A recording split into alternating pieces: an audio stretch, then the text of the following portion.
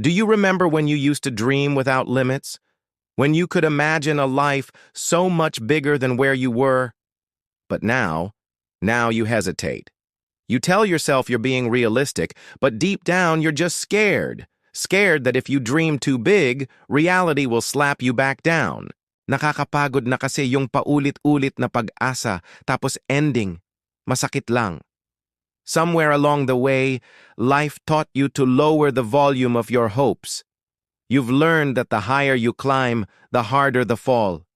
Kaya ngayon, you keep your dreams small, safe and quiet, like fragile glass you're afraid to touch. Here's the thing. Dreams aren't meant to be safe. They're meant to wake you up, to shake you, to scare you a little. Fear convinces us that protecting ourselves from disappointment is the same as protecting our hearts, but it's not. In reality, we're not avoiding pain. We're avoiding growth. We're trading a maybe hurt for a guaranteed mediocrity. And in doing so, we forget that every dream we've achieved before once felt impossible too. Waking up from a dream isn't always failure. Sometimes it's the first step toward making that dream real. I know this because I used to be like you. I used to be the girl who dreamed of becoming a writer. I would devour books, not just for pleasure, but for knowledge. I would read everything I could get my hands on about writing. I would attend talks, join workshops, take courses, do all the work, and then go home feeling inspired, ready to write my own story. But then life would happen. Reality would set in. I'd get distracted by the dishes in the sink or the laundry on the floor, or I'd tell myself I was tired or it wasn't the right time. And before I knew it, that dream would fade into the background noise of my life. But something kept pulling me back in. There was this one story I was dying to write. It wouldn't leave me alone. So I started writing. I wrote every day, even if it was just for 10 minutes. I wrote about the girl who dreamed of becoming a writer, who went to talks and read books, who did all the things she needed to do to make her dream come true. I wrote about all the times she hesitated and the excuses she made and how she almost gave up on her dream. And in writing that story, something amazing happened.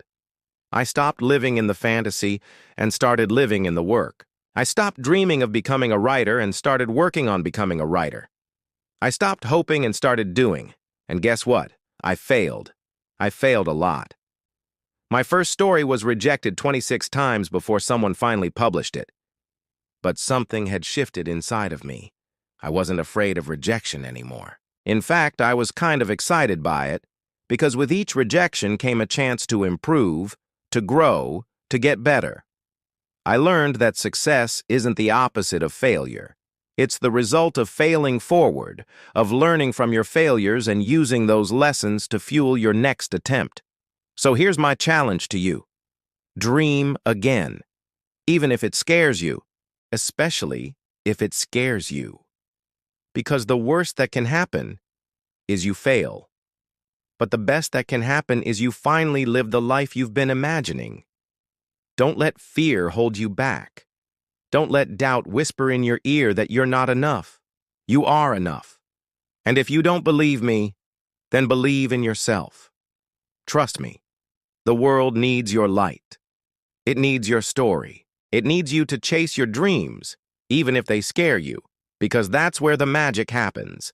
That's where you become who you were meant to be. If you enjoyed this video, please subscribe and share with your friends. And if you're struggling with fear or self-doubt, know that you're not alone. Reach out to a friend, a family member, or a mental health professional for help. You deserve to live a life that you're proud of.